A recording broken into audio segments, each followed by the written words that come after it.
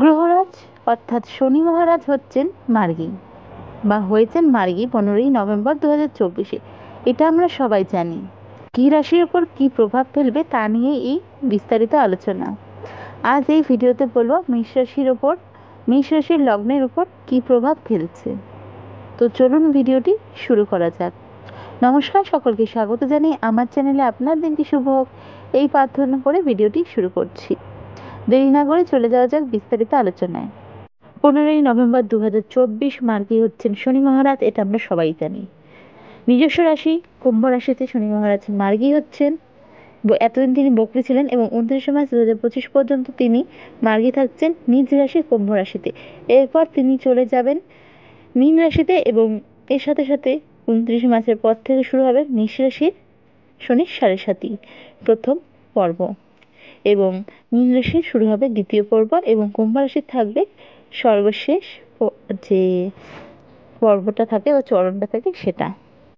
তো রাহুর নক্ষত্র শতভিসাতে এই মুহূর্তে গোচর করছে শনি মহারাজ এবং 26শে ডিসেম্বর পর্যন্ত এই রাশিতেই সে থাকছে। 27শে ডিসেম্বর রাশি পরিবর্তন করছে, রাশি পরিবর্তন নয়, গ্রহ পরিবর্তন করছে এবং বৃহস্পতির নক্ষত্র পূর্বভাদ্রাতে গোচর করবে। এই সময় রয়েছে রাহুর নক্ষত্রে। তো সাড়ে সাথে শুরু হওয়ার আগের এই কয়টা সময় ঠিক কীরকম যাবে মেষ রাশির সে নিয়ে বিস্তারিত আলোচনা করব। তো চলুন শুরু করা যাক।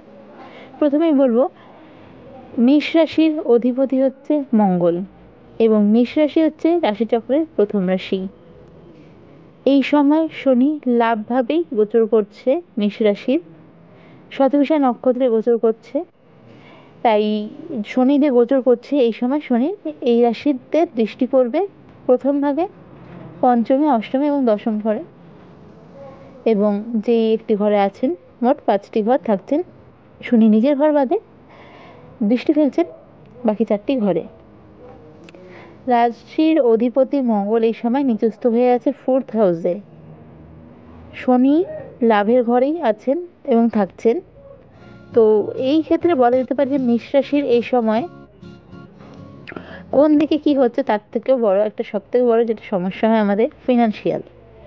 তো ফিনান্সিয়াল জায়গাটায় এফেক্ট ফেলছে না খারাপ কোনো, লাভ ঘরে থাকছে, লাভেই থাকছে এবং লাভের দৃষ্টিতেই থাকছে। এই সময় বিজনেসের ক্ষেত্রে মুনাফা হবে। যাদের মানে আপনার ফ্যামিলিতে যারা বয়সে বড়, বাবা, কাকা, পিসি, পিসা বা মানে সম্পর্কে আপনার থেকে যারা ফ্যামিলিতে বড়, সে নিজে দাদা, দিদি হোক, মা হোক, আপনি কোনো না কোনোভাবে উপকৃত হবেন। হয়তো কোনো আটকে থাকা কাজ তাদের জন্য হয়ে যাবে। এই সময় কোনো প্ল্যান আছে যেটা আপনি অনেকদিন ধরে বাস্তবায়িত করতে চাইছিলেন, হচ্ছিল না, এই সময় বাস্তবায়িত হয়ে যেতে পারে। কোনো প্ল্যানিং করছিলেন সেটা ধরুন বাইরে যাওয়ার, সেটাও এই সময় হয়ে যেতে পারে। বেশ কিছু প্ল্যানিং যেটা কল্পনা করছিলেন বাস্তবায়িত হচ্ছিল না, এমন কিছু বাস্তবায়িত করতে সক্ষম হবেন।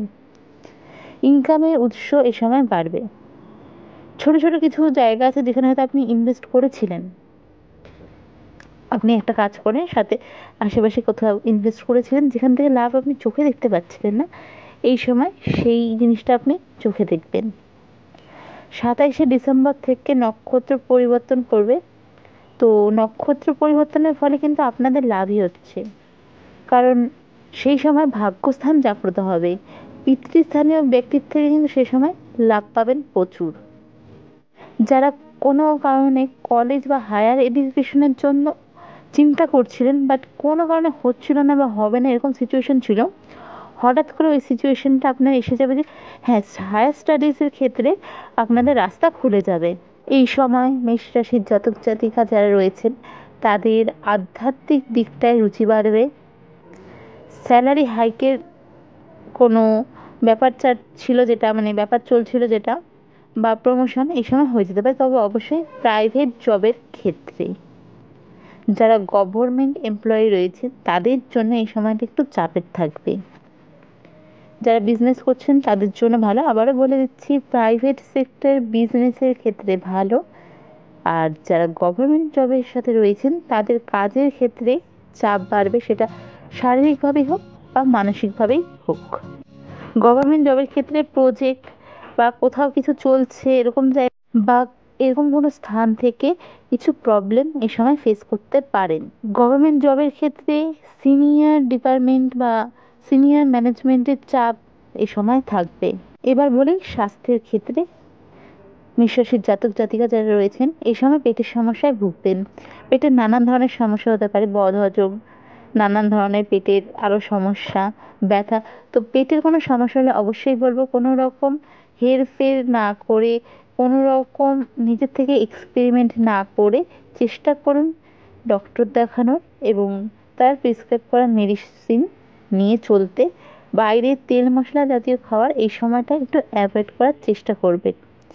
প্রথম সন্তান নিয়ে মানে মেষরাশির জাতক জাতিকাদের প্রথম সন্তান এবং তার স্বাস্থ্য নিয়ে এই সময় আপনাকে টেনশনে থাকতে হবে এবং বাড়িতেও পার্টনার যে লাইফ পার্টনার রয়েছে তার হেলথের ক্ষেত্রেও আপনাকে নজর রাখতে হবে। অর্থাৎ ইনকামের জায়গা ভালো থাকছে। প্রাইভেট সেক্টর এবং বিজনেস যারা করেন মেষরাশির জাতক জাতিকা তাদের ক্ষেত্রে চাপ থাকছে গভর্নমেন্ট এমপ্লয়ের ক্ষেত্রে এবং স্বাস্থ্যের দিকে মেষরাশির জাতক জাতিকাদের এই সময় খেয়াল রাখতে হবে। তবে খুব বেশি টেনশনের চিন্তা না থাকলে পেট নিয়ে বেশ ভালোই চিন্তা হতে পারে, বাকি স্বাস্থ্য খুব একটু টেনশনের এই সময় থাকছে না। যেহেতু 1 নম্বর ঘরে শনি দৃষ্টি থাকছে এবং 1 নম্বর ঘর ইমিউনিটি দেখা হয় এবং মঙ্গল নিজস্ব, তার জন্য এই সমস্যাগুলো এই সময় দেখা দেবে। তবে 27শে ডিসেম্বরের পর থেকে আস্তে আস্তে এই সব সমস্যা থেকে আপনি মুক্তি পাবেন। তবে আরেকটা জিনিস হলো পৈতৃক সম্পত্তি নিয়ে অল্প সমস্যা এই সময় হতে পারে। অল্প সমস্যাতে ধরুন বেশ কিছুদিন ধরে কোনো সমস্যা ছিল, আটকে ছিল, কোনো কাজ হচ্ছিল না, সেক্ষেত্রে হয়তো আগের থেকে সমস্যা কমে যাবে, তবে এই সময় অল্প সমস্যা হবে। কিছু ক্ষেত্রে কোনো মামলা চলছে সেটা নিষ্পত্তি হতে পারে বা অশান্তির নিষ্পত্তি হতে পারে। 29শে মার্চের আগে বিবাহযোগ কিন্তু এই সময় ভালো থাকছে না আপনাদের, এটা আমি বলবো। লাভ রিলেশন জনসম্মুখে আনার আগে একটু ভেবে নেবেন, কারণ যারা মানেন তাদের ক্ষেত্রে অবশ্যই নজর বলে একটা ব্যাপার থাকে। এই সময় মানুষের কুনজর আপনাদের রিলেশনে পড়লে নানান ধরনের অশান্তি, বড় কোনো অশান্তি বা তার থেকে সারা জীবনের নামে কোনো ফাটল সৃষ্টি এরকম কিছু হতে পারে। লাভ রিলেশন তার জন্যই এই সময় বলবো জনসম্মুখে বা সবার সামনে আনার খুব একটা বেশি প্রয়োজন নেই, বা সবাই যদি জেনে থাকে এই সময় হাইলাইট করার কোনো ব্যাপার নেই।